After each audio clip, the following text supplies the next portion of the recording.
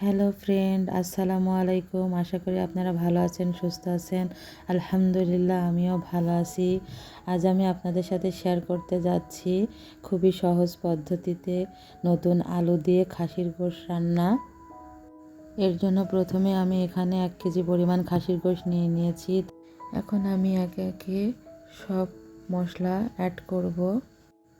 দেখতে পাচ্ছেন এখানে প্রথমে আমি 1 টেবিল চামচ পেঁয়াজ ও রসুন বাটা দিয়ে দিব।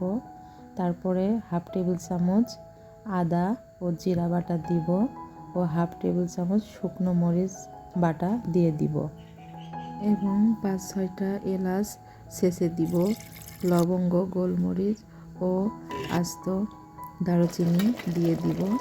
তারপরে আমি সামান্য দারুচিনি বেটেও দিব ভালো স্বাদ আসার জন্য। তারপর আমি এখানে 1 টেবিল চামচ টক দই অ্যাড করব, 1/2 টেবিল চামচ বাদাম বাটা ও 1/2 টেবিল চামচ টমেটো সস দিয়ে দিব। আমি এখানে পেঁয়াজ বেরেস্তাও অ্যাড করব। খুব ভালো করে মাখিয়ে নিয়ে আমি 10-15 মিনিট খুব সুন্দর করে কষিয়ে নেব।